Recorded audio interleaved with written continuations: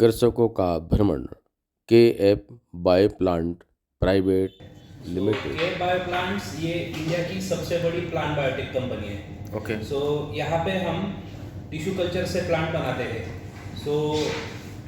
कुमार और फ्लोरिस्ट ये दो कंपनी का ये जॉइंट वेंचर है। Kumar group basically Pune based company है जो रियल इस्टेट में काम करती है, और फ्लोरिस्ट ये हॉलैंड से कंपनी है जो प्लांट ब्रीडिंग करती है।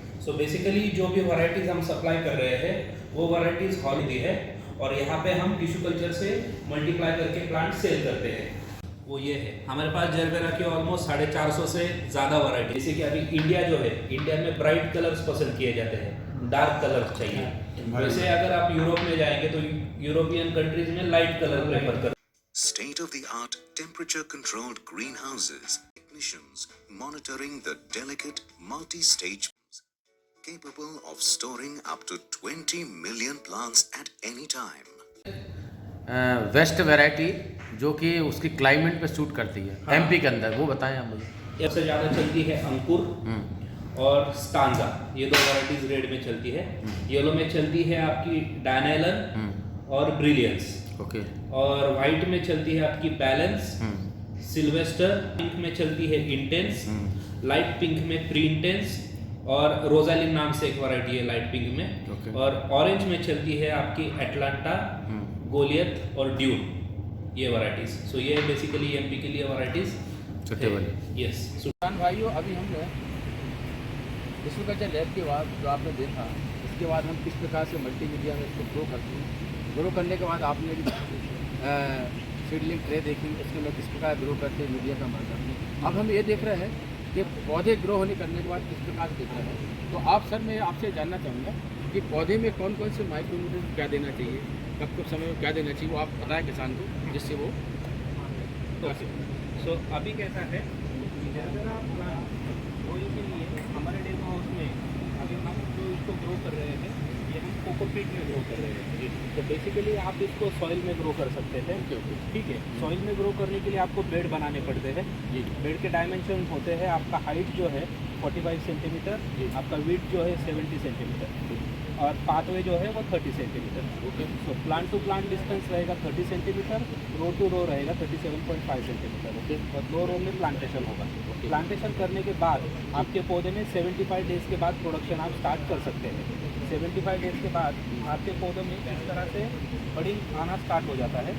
इस तरह से जो आप देख रहे हैं, इस तरह से कली आना स्टार्ट हो जाता है, और ये कली का बाद में फ्लावर बनने के लिए ऑलमोस्ट 1 वीक का टाइम लगता है। तो इस तरह से इसमें फ्लावरिंग 75 डेज़ के बाद आप ले सकते हैं। 70 मतलब फर्स्ट फर्स्ट हार्वेस्ट आपका है, हार्वेस्ट वो 75 डेज़ के बाद कर सकते हैं। हार्वेस्टिंग के लिए बहुत ईजी है। आपको इस फ्लावर को पकड़ के केवल बेंड करना है। बेंड करने के बाद ये जहाँ से आया है वहीं से निकल के आएगा। हाँ, अच्छा, बेंड हो जाएगा। हाँ, बेंड हो जाएगा पूरा। इसको बेंड करेंगे तो वो टूट के निकल आएगा। तो इसको कट करने की ज़रूरत नहीं है। निकालने के बाद 10 फ्लावर का एक बंच होता है। पहले उसको प्लास्टिक स्लीव लगाई जाती है। प्लास्टिक लगाने के बाद रबर से 10 फ्लावर का बंच करते हैं, और फिर उसको बॉक्स में पैक करके और सेल किया जाता है। ओके। तो एक प्लांट से आपको 1 साल में ऑन एन एवरेज 45 फ्लावर्स मिलते हैं एक प्लांट से। अच्छा, मैं ये जानना चाहूँगा, फर्स्ट जो हार्वेस्टिंग आपने बताया 75 डेज है, लेकिन जब सेकंड है इसकी हार्वेस्टिंग कितने दिन है? नहीं, इसमें एक बार फ्लावरिंग स्टार्ट हो गया तो इसमें आप एवरी अल्टरनेट डे, जी, मतलब एक दिन छोड़ के हार्वेस्ट कर सकते हैं। तो इसके लाइफ टाइम तक इसको फ्लावर आते हैं। सब कुछ करो। हमारे फार्मर्स ने 1 एकड़ में, मतलब 4,000 स्क्वायर मीटर में, 4,000 स्क्वायर मीटर में, यदि आप बता रहे हैं 24,000 पौधे आते हैं, तो उसमें प्रतिदिन कितना प्रोडक्शन है? अगर उन्होंने 24,000 पौधे लगाए तो उनको प्रति दिन या एवरी अल्टरनेट डे कम से कम 4,000 फ्लावर मिलने चाहिए पर डे।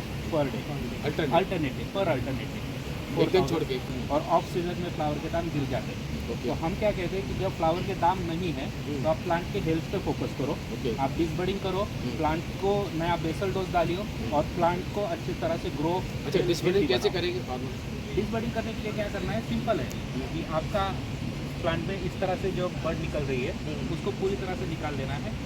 प्लांट के पत्ते जो है पुराने वाले नीचे वाले वो पत्ते कम करने हैं, प्लांट पे आप 10 से 15 पत्ते रखिए, ओके। उसके बाद में उसमें बीच में बेसल डोज भर दीजिए, सॉइल में मिक्स कर जी। दीजिए, शावर कर दीजिए। Okay okay. तो 1 महीने बाद आप उसमें से प्रोडक्शन लेना वापस स्टार्ट कर सकते हैं। अच्छा, इसमें हम खाद कौन कौन सी देंगे जो हमारे पौधे को चाहिए? अभी इनिशियली स्टेज में जो NPK हम्म, जो सॉइल के मतलब जो हम कहते हैं कि वाटर सोल्यूबल फर्टिलाइजर्स Okay. इसमें यूज़ किया जाता है।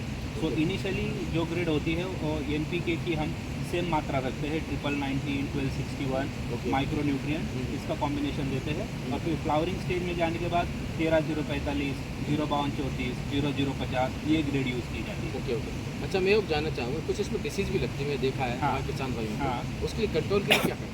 अभी कैसा होता है, डिसीज़ और पेस्ट हम्म, ये दोनों चीज़ें ऐसी है कि ये जितना आने से पहले आप प्रिकॉशन लोगे Okay. उतना अच्छा है।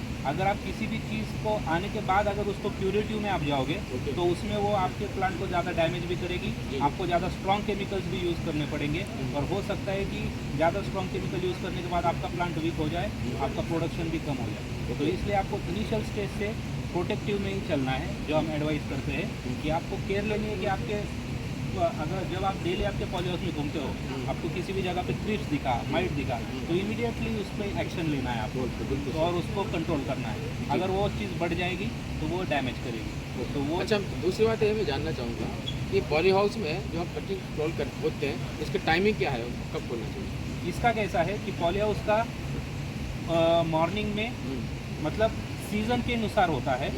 ठंडी में हम कहते हैं कि आप थोड़ा लेट खोलिए, 9-10 बजे साइड कर्टन ऊपर कीजिए और 5 बजे बंद कर दीजिए। और धूप के दिनों में हम कहते हैं कि आप जल्दी खोल दीजिए, ओके। 6-7 बजे ओपन कर दीजिए। फ़ायदा ये है कि आपके पॉली हाउस में प्रॉपर वेंटिलेशन होगा। प्रॉपर वेंटिलेशन होने के कारण आपके पॉली हाउस में अच्छा मॉइस्चर मेंटेन रहेगा, आपके प्लांट की हेल्थ मेंटेन रहेगी, डिसीज पेस्ट कम रहेगा। जी। अगर वो चीज़ आप गड़बड़ कर देते हो तो आपका पॉली हाउस के अंदर डिसीज पेस्ट बढ़ सकते हैं, आपके प्लांट में प्रॉब्लम्स आ सकते हैं। मार्केट में अभी आप जैसे सपोज करो हमारे फार्मर्स प्रतिदिन मार्केट में इसका रेट क्या होगा? इसका रेट जो होता है जरबेरा का सीजनल फ्लक्चुएशन जो मैंने कहा जी। कि मार्केट में रेट 1 रुपये से लेकर 10 रुपये तक फ्लक्चुएट होता है। जी, जी। पर अगर आप इसका एवरेज निकालते हो तो एवरेज आपको साल का 3 रुपये एवरेज मिलता है पर फ्लावर। हाँ, तो किसान भाई हमारे सर ने बताया कि 3 रुपये प्रति स्पाइक मतलब डंडी आपको मिलती है, लेकिन 3 रुपये ही माने हमें तो 4000 अल्टरनेट मिलते हैं हमें पौधे। तो 4000 कितने होगा? 12000। यस। तो हमारे किसान भाई कम से 12000 या आपको स्पाइक मिलेगी, और 12000 में मान के खर्चा भी हम निकाल देते हैं तो आपके 7-8 हज़ार में पर कहीं नहीं हो होगा। तो 50% आपका प्रॉफिट है। तो हमारा आने के उद्देश्य है, तो किसान भाइयों से कहना चाहूँगा कि कम ज़मीन में हम एक फ्लावर लेने के बाद, ठीक है ना, अधिक उत्पादन ले सकते हैं। इसलिए पॉली हाउस लगाएं, और पॉली हाउस में आप फ्लावर्स लगा सकते हैं, सब्जी भी लगा सकते हैं। इससे अपनी आय को आप डबल कर सकते हैं। एग्जैक्टली।